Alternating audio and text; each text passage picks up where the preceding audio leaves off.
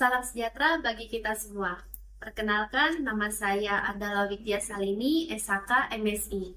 Saya adalah salah satu dosen tetap program studi akuntansi di Sekolah Tinggi Ilmu Ekonomi Profesional College Management Indonesia atau STIE PMCI. Pada kesempatan ini, izinkanlah saya untuk memaparkan pernyataan diri dalam unjuk kerja Tridharma Perguruan Tinggi atau PDD UKT-PT dalam bidang pengajaran. Adapun mata kuliah yang saya ampu selama menjadi dosen tetap program studi akuntansi di STI FMSIA yaitu praktik pengantar akuntansi, akuntansi biaya, akuntansi keuangan menengah 1 dan 2, sistem informasi akuntansi, perpajakan, komputerisasi akuntansi, lembaga keuangan dan pasar modal, serta perpajakan. Di sini saya akan menjelaskan salah satu mata kuliah yang saya ampu, yaitu akuntansi keuangan menengah 1 dengan bobot 3 SKS. Dalam memaparkan mata kuliah ini di kelas, saya mengaplikasikannya dengan menerapkan sistem DIA atau Delivery, Interaction, and Assessment. Pada bagian delivery, saya akan menjelaskan mengenai deskripsi mata kuliah, capaian pembelajar mata kuliah, serta materi pembelajaran. Pada bagian interaction, saya akan menjelaskan mengenai model pembelajaran, metode pembelajaran, dan proses interaksi belajar di kelas. Dan yang terakhir, pada bagian assessment, saya akan menjelaskan mengenai sistem penilaian yang saya terapkan sesuai kontrak kuliah dan RPS. Pada mata kuliah ini, mahasiswa akan mempelajari mengenai akuntansi keuangan yang mencakup semua akun sesuai konsep pencatatan, penilaian, pengukuran, perlakuan, penyajian, dan pengungkapan pada laporan keuangan sesuai dengan standar akuntansi keuangan di Indonesia. Adapun capaian pembelajaran mata kuliah akuntansi keuangan menengah 1 ini terdiri dari 1. Mahasiswa mampu memahami akuntansi keuangan dan standar akuntansi keuangan di Indonesia. Kedua, mahasiswa mampu memahami kerangka kerja konseptual akuntansi keuangan. Ketiga, mahasiswa mampu memahami pendapatan dan beban. Keempat, mahasiswa mampu memahami penyusunan laporan arus kas. Kelima, mahasiswa mampu memahami perhitungan mengenai piutang. Dan keenam, mahasiswa mampu memahami perhitungan persediaan dan harga pokok penjualan. Di mana keenam CPMK ini akan diturunkan menjadi 8 sub CPMK yang disajikan ke dalam 16 pertemuan. Pada pertemuan ke-8 akan diadakan ujian tengah semester dan pada pertemuan ke-16 akan diadakan ujian akhir semester. Materi pembelajaran pada mata kuliah ini terdiri dari 8 materi, yaitu 1. Akuntansi keuangan dan standar akuntansi. Kedua, kerangka kerja konseptual akuntansi keuangan. Ketiga, laporan laba rugi. Keempat, neraca dan catatan laporan keuangan. Kelima, laporan arus kas. Keenam, kas dan pengendaliannya. Ketujuh adalah piutang. Dan kedelapan, persediaan dan harga pokok penjualan. Dalam memaparkan materi mata kuliah akuntansi keuangan ini, saya menggunakan bahan ajar dari beberapa buku, yaitu saya menggunakan buku yang berjudul Akuntansi Keuangan Menengah edisi IFRS dengan penulis Kieso dan kawan-kawan. Kemudian saya juga menggunakan buku pendamping yang berjudul Akuntansi Keuangan Menengah 1 dengan penulis Henry. Dan saya juga menggunakan beberapa sumber referensi jurnal, termasuk jurnal penelitian saya yang berkaitan dengan akuntansi keuangan. Pada model pembelajaran di kelas, saya menerapkan discovery learning, case study, project-based learning, dan small group discussion. Untuk metode pembelajaran, saya memaparkannya dengan menggunakan ceramah, tanya jawab, dan diskusi. Kemudian proses interaksi di kelas dilakukan dengan 2 arah, yaitu antara dosen dengan mahasiswa, mahasiswa dengan dosen, dan mahasiswa dengan mahasiswa. di mana interaksi ini dilakukan dengan cara memaparkan presentasi, tanya jawab, dan diskusi. Untuk sistem penilaian yang saya gunakan sesuai dengan ketetapan SK kampus yang dibagi menjadi 4 penilaian, yaitu pertama sikap dan kehadiran dengan bobot 10%, tugas dengan bobot 20%, ujian tengah semester dengan bobot 30%, dan ujian akhir semester dengan bobot 40%. Untuk penugasan dan rubrik penilaian sudah saya lampirkan dalam kontrak kuliah dan RPS yang telah saya berikan pada awal pertemuan perkuliahan. Berikut saya akan lampirkan video pembelajaran di kelas untuk mata kuliah akuntansi keuangan menengah 1 dengan materi kas dan pengendaliannya. Terima kasih. Selamat sore. Kabar semuanya hari ini? Baik. Ya, syukurlah. Hari ini semua kita dalam keadaan yang baik saja, maka kita bisa menghadiri pertemuan perkuliahan hari ini. Ya. Sebelum memulai materi pembelajaran hari ini, mari kita awali dengan doa. Ya, mari kita doa menurut agama dan kepercayaan kita masing-masing. Berdoa dimulai. Berdoa selesai. Oke. Baik, sebelum memulai perkuliahan, saya akan absen dulu. Alia, Angel, Elvin, Annelies, Gilbert, Grace, Jesslyn, Jessica, Jesslyn Angelica, Jordan Wong, Karen, Puspa, Sharon, Sylvie, Sindu, Stephanie, Sweetie, Fanny, Parisha, Vina, Vindi, Willy. Oke, bagus. Hari ini kehadiran 100% ya semuanya ya hadir. Baik, hari ini ya kita akan membahas mengenai rekonsiliasi bank. Jadi di minggu ini adalah pertemuan ke-7, kita akan membahas mengenai rekonsiliasi bank sesuai dengan RPS yang saya berikan kemarin. Ya. Nah, sebelumnya kita sudah mempelajari ya di minggu lalu mempelajari mengenai memahami kas dan pengendaliannya. Jadi masih baru dan masih fresh ini ya. Baik, sebelum memulai materi hari ini, saya akan review pertemuan minggu lalu ya dengan memberikan beberapa pertanyaan dan di mana saya akan memberikan poin plus bagi mahasiswa yang bisa menjawab. Oke, menurut kamu apa itu kas? Siapa yang bisa jawab? Ya, Puspa silakan. Menurut saya kas merupakan alat pembayaran yang bebas dipergunakan untuk membiayai kegiatan suatu kas. Oke, bisa, bagus sekali. Terima kasih Puspa. Selanjutnya ada yang mau menambahkan apa itu kas? Ya, silakan Karen. Kas itu adalah suatu alat penukaran yang digunakan dalam bentuk debit maupun kredit untuk melunasi suatu utang untuk perusahaan baik dalam customer maupun di luar customer. Bagus sekali. Baik, bagus sekali. Terima kasih Karen. Selanjutnya ada lagi yang mau menambahkan? Oh bagus, Parisha, silakan.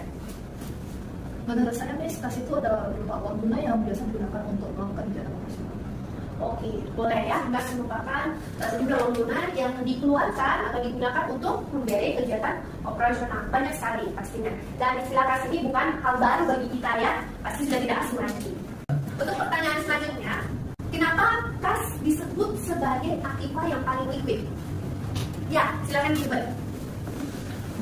Ya, kenapa kas disebut dengan yang paling liquid? Karena sesuai dengan namanya liquid atau identik dengan cairan atau gampang cair.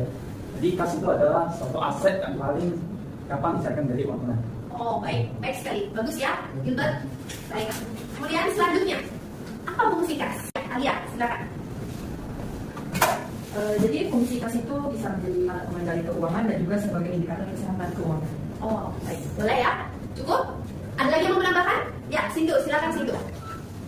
Fungsi kas itu bisa untuk sebagai alat pembayaran dan juga sebagai alat darurat jika kita butuh untuk keuangan yang tidak terduga. Bagus sekali, boleh ya. Baik, berarti mahasiswa ini jago-jago ya, ada belajar ini ya. Apa manfaat menerapkan sistem pengendalian kas yang efektif? Apa manfaat menerapkan sistem pengendalian kas yang efektif? Menurut saya ini perusahaan dapat meminimalkan kerugian terus meningkatkan efisiensi perusahaan. Oke, baik. Jadi sesuai dengan KRS kita, masuk di pertemuan ke-7, kita lanjut pembelajaran kita mengenai rekonsiliasi bank. Ya, rekonsiliasi bank. Nah, rekonsiliasi bank ini pasti bukan hal yang baru kalian dengar.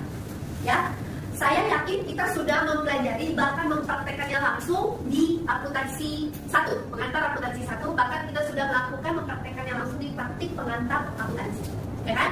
Nah, sebelum masuk ke materi ini, berdasarkan pengalaman kamu, ya, pengalaman kamu kemarin dalam mempraktekkan atau mengerjakan soal-soal yang berkaitan dengan rekonsiliasi bank. Apa itu rekonsiliasi bank? Oke, silakan. Namanya? Namanya Jason. Yes, oke. Silakan. Saya rekonsiliasi bank adalah mencocokan saldo kas perusahaan dengan kas yang ada di bank. Oke, terima kasih. Pak sekalian, pencocokan saldo perusahaan dengan yang ada di bank, kas yang ada di bank. Baik, berkaitan dengan pembelajaran minggu lalu, maka rekonsiliasi bank merupakan salah satu metode yang digunakan untuk mengendalikan atau mengelola kas perusahaan. Ya, jadi dalam mengendalikan kas yang ada di perusahaan, rekonsiliasi bank merupakan salah satu metode yang digunakan oleh perusahaan. Ya, rekonsiliasi bank adalah suatu proses yang dilakukan untuk membandingkan dan menyelaraskan saldo kas yang tercatat dalam buku besar perusahaan dengan saldo yang tercatat dalam laporan bank. Rekonsiliasi merupakan bagian dari pengendalian kas. Ini dia. Jadi ini adalah salah satu metodenya dalam mengendalikan kas. Dia bertujuan untuk memastikan keakuratan catatan kas perusahaan dengan saldo kas yang sebenarnya di bank dan memastikan tidak ada kesalahan yang terjadi. Jadi zaman sekarang seperti kita tahu ya, transaksi bisa dilakukan dengan cepat ya. Selain by cash, kita bisa melakukannya dengan melalui bank, transfer melalui bank atau menerima penerimaan cash melalui bank, ya kan? Nah, maka di situ akan ada perbedaan saldo kas di dalamnya. Saldo kas yang ada di perusahaan dan saldo kas dalam bank. Nah, untuk menyamakan, menyelaraskan, maka diperlukan yang namanya metode rekonsiliasi bank. Nah, kemudian manfaat melakukan rekonsiliasi bank mendeteksi kesalahan pencatatan. Kesalahan pencatatan. Jadi, misalnya begini, pada saat membandingkan, ya, menyandingkan saldo kas yang ada di perusahaan dengan saldo kas yang ada di bank, ya. Pada saat itu kita bisa menemukan kesalahan pencatatan berupa pencatatan gagal. Ya, selain itu bisa kita menemukan transaksi yang belum tercatat. Itu dia termasuk ke dalam kesalahan pencatatan. Oke, kemudian mencegah kecurangan. Nah, pada saat kita menyelaraskan saldo kas pada bank dengan saldo kas berdasarkan buku besar perusahaan, maka kita bisa mendeteksi adanya tindakan kecurangan, di mana ditandai dengan misalnya ada transaksi yang dicurigai. Kemudian, untuk memastikan ketersediaan dana. Nah, dana ini, ketersediaan dana ini, jadi rekonsiliasi bank ini membantu perusahaan untuk mengelola arus kasnya, penerimaan dan pengeluaran. Ya, jadi jika penerimaan dan pengelolaan atau laporan arus kasnya optimal, maka membantu manajemen dalam mengambil atau membuat keputusan. Begitu. Dan sehingga menjamin ketersediaan dana, apalagi jika sewaktu-waktu dibutuhkan mendesak tiba-tiba. Begitu. Nah, ketersediaan dana ini penting sekali dalam satu perusahaan. Kenapa? Untuk apa? Kan ada biaya operasional tadi yang harus dibiayai perusahaan. Apa contoh biaya operasional? Bayar gaji pegawai, kemudian pembelian bahan baku, ada lagi? Ya, pembayaran utilitas, yaitu listrik, air, ya. Di kantornya, di perusahaannya menggunakan wifi. Nah, itu diambil dari ketersediaan dana. Langkah-langkah melakukan rekonsiliasi bank. Nah, pertama sekali yang perlu kita lakukan adalah membandingkan saldo. Ya, kita bandingkan dulu saldo kas berdasarkan buku besar perusahaan dan saldo berdasarkan laporan bank. Kita bandingkan. Setelah kita bandingkan, ditemukan ketidakcocokan, maka langkah kedua kita perlu melakukan penyesuaian transaksi yang belum tercatat. Ya, dilakukan penyesuaian. Mungkin ada yang belum dicatat. Contohnya, cek yang belum dicairkan. Cek yang belum dicairkan. Oke? Atau setoran yang belum diselesaikan. Setoran yang belum dicatat, bisa. Oke? Nah, saya mau bertanya dulu, apa itu cek? Ya, silakan Jesslyn. Adalah surat perintah dari nasabah kepada pihak bank untuk membayar sejumlah uang tertentu kepada pihak yang disebutkan dalam cek atau penerima pada waktu yang tidak ditentukan atau kapan saja. Oke, baik sekali. Terima kasih ya, Jesslyn. Baik, timbul pertanyaan baru. Apa bedanya cek dan giro? Oke, silakan. Kalau cek dapat dicairkan kapan saja, tapi kalau giro dapat dicairkan pada saat jatuh tempo. Oke, benar ya. Terima kasih. Bagus sekali. Maka itulah salah satu langkah-langkah dalam melakukan rekonsiliasi bank. Kemudian langkah ketiga adalah memperbaiki kesalahan pencatatan. Ya, memperbaiki kesalahan pencatatan. Nah, kesalahan pencatatan ini misalnya seperti tadi pencatatan ganda, pencatatan nominal. Ya, itu bisa saja terjadi. Kesalahan dalam pencatatan nominal. Ya, apalagi angkanya mirip-mirip lagi di situ kan. Nah, maka memungkinkan sekali terjadi kesalahan pencatatan nominal. Ya, itu dia. Kemudian, maka selanjutnya apa yang menyebabkan? Apa yang menyebabkan perbedaan yang terjadi pada saldo kas buku besar perusahaan dengan saldo dalam laporan bank? Ini dia. Ada 6 penyebabnya, faktor-faktor yang mempengaruhinya, yaitu outstanding check atau cek yang sedang beredar. Cek yang sedang beredar atau outstanding check ini adalah cek yang sudah dicatat oleh perusahaan. Jadi ceknya itu sudah dicatat oleh perusahaan, tetapi belum dicairkan. Nah, karena belum dicairkan, maka belum ada pencatatan oleh pihak bank. Otomatis akan terjadi perbedaan saldo antara perusahaan dengan bank. Ya kan? Kemudian, deposit in transit atau setoran dalam perjalanan. Nah, yang ini kasusnya sering terjadi pada akhir bulan biasanya. Nah, kasusnya seperti ini. Perusahaan mentransfer sejumlah dana ke bank, oke, pada akhir bulan. Nah, tetapi bank tersebut akan mencatatnya pada bulan selanjutnya. Katakanlah perusahaan mentransfer sejumlah dana itu pada tanggal 30 September. Maka akan masuk pencatatan bank itu diakui di tanggal 1 Oktober. Catatnya di 1 Oktober seperti itu. Jadi ada perbedaan pencatatan dong, ya kan? Ya kan? Jadi perusahaan ada melakukan pengiriman dana pada tanggal 30 September. Itu akan dicatat menjadi periode September. Sedangkan bank mengakuinya di periode Oktober. Maka itu yang menyebabkan perbedaan tadi. Ya. Faktor yang ketiga yaitu service charge. Service charge atau beban bank. Nah, ini adalah biaya yang dibebankan oleh bank kepada nasabah. Tentunya apa? Biaya apa yang dibebankan kepada nasabah? Hah? Ya, biaya administrasi, kemudian biaya apa lagi? Admin. Tadi apa bedanya sama administrasi? Ya kan? Biaya administrasi, biaya pemeliharaan kas, kemudian biaya transfer. Ya kan? Apalagi berbeda bank ya, transfer ke bank yang berbeda, maka kita kenakan biaya transfer. Nah, itu merupakan service charge, di mana pastinya perusahaan tidak akan menghitung-hitung. Tidak akan menghitung-hitung. Dari sini sudah jelas juga akan terjadi perbedaan saldo tadi. Kemudian selanjutnya collection, penagihan yang dilakukan oleh bank. Dan kemudian ada not sufficient funds atau NSF checks atau cek kosong.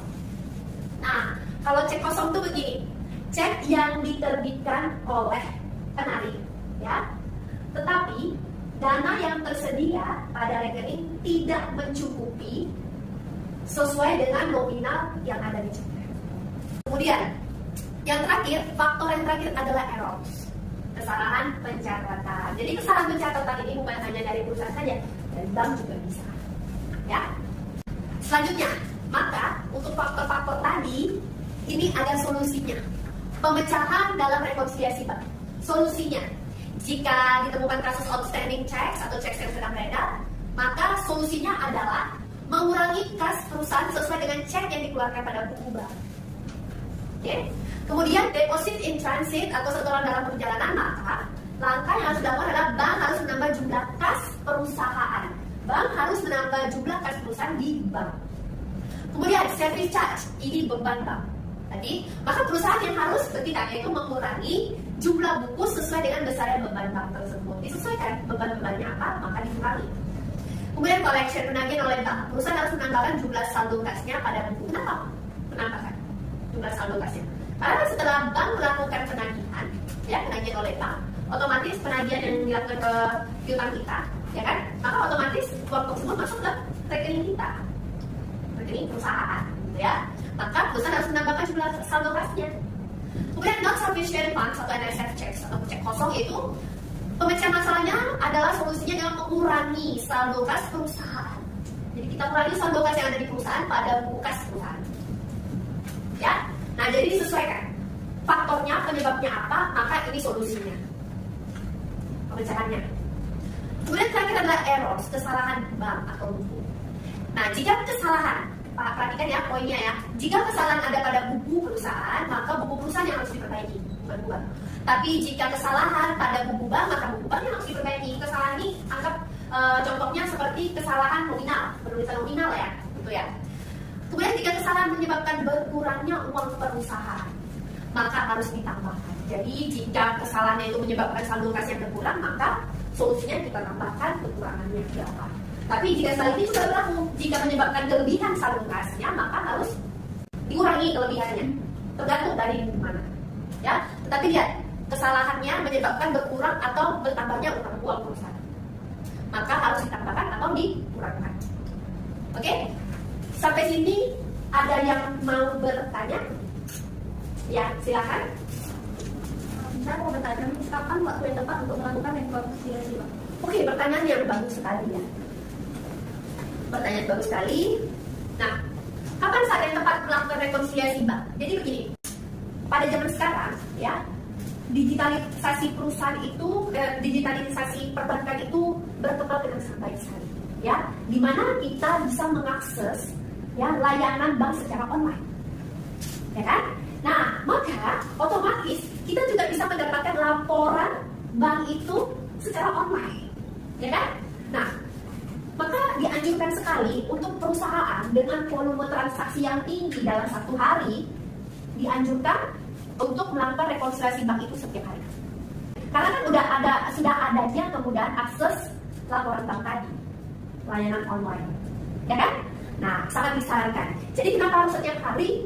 Ya, agar cepat terdeteksi kecurigaan atau transaksi yang tidak diketahui, agar cepat terdeteksi. Jangan sampai menumpuk dalam waktu yang lama, ya kan? Sebelum perkembangan digitalisasi perbankan, ya biasanya perusahaan itu akan melakukan rekonsiliasi bank itu ya rata-rata sebulan sekali. Kenapa? Karena laporan bank itu akan dikeluarkan bank itu pada akhir bulan, selama 1 bulan. Dalam 1 bulan dia keluarkan pada akhir bulan, gitu. Nah, jadi maka pada akhir bulan itu barulah perusahaan setelah menerima laporan bank itu baru dia bisa melakukan rekonsiliasi. Misalnya anak kopi dikirim tuh perusahaan. Tapi seperti yang saya katakan, dengan perkembangan digitalisasi perbankan tadi, tidak perlu menunggu sebulan, ya kan? Setiap hari dilakukan rekonsiliasi bank. Jadi tergantung sih dengan perusahaan. Semakin tinggi volume transaksi sehari, maka tiap hari perlu dilakukan. Tapi jika dia sedang, mungkin bisa di-adjust seminggu sekali, gitu. Tergantung ya. Oke? Baik. Pertanyaannya bagus ya. Kemudian ada lagi yang mau bertanya sebelum kita masuk ke soal? Oke, silakan. Nama saya Jessica. Ya. Saya ingin bertanya, mengapa rekonsiliasi bank dianggap sebagai pengendali internal? Oke. Jadi rekonsiliasi kenapa dianggap sebagai pengendali internal? Nah begini, seperti tadi saya katakan dari awal, rekonsiliasi itu merupakan alat ukur internal perusahaan, alat ukur internal perusahaan dalam mengelola penerimaan atau pengeluaran kas atau arus kas. Ya, jadi dengan adanya rekonsiliasi bank ini, ya, maka pengelolaan arus kas tadi akan lebih optimal, lebih baik. Sehingga kalau pengelolaan arus kas itu menjadi lebih baik, maka bisa menghindari terjadinya kecurangan atau menghindari mendeteksi adanya transaksi yang dihindari. Itu dia tujuannya, agar laporan keuangan itu, laporan keuangan, laporan arus kas itu bisa terhindar dari segala bentuk kecurangan. Begitu. Ada yang mau bertanya sebelum kita masuk ke pembahasan soal? Oke, saya rasa tidak ada ya. Baik, di sini saya ada memberikan soal. Soal ini ada di sudah saya berikan ya sebelumnya untuk soal-soal ini. Maka kita akan diskusikan bersama, kita akan buka bersama-sama.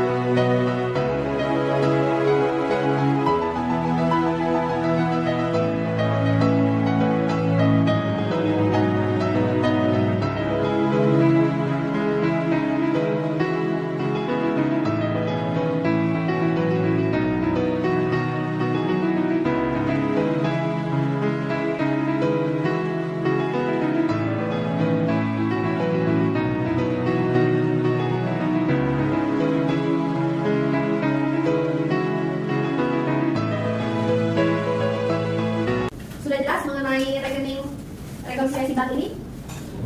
Ya. Nah, baik. Seperti biasa saya akan memberikan tugas ya bagi adik-adik sekalian. Tugas itu akan saya kirim melalui chat juga dan sudah tertera juga ada di kontrak kuliah kita, ya. Nah, kamu kerjakan sesuai dengan kelompok yang sudah dibentuk kemarin sebelumnya. Seperti biasa untuk penugasan kita lakukan secara diskusi sesuai dengan kelompok dan kamu kumpul minggu depan. Dimana minggu depan adalah pertemuan ke-8 kita akan mengadakan ujian tengah semester. Jadi sebelum masuk kamu harus mengumpulkannya pada saya. Oke? Baik, soal penugasan ada yang mau bertanya? Tidak ada? Jelas? Oke, jangan lupa ditulis tangan. Ya, ditulis tangan di double folio juga. Baik.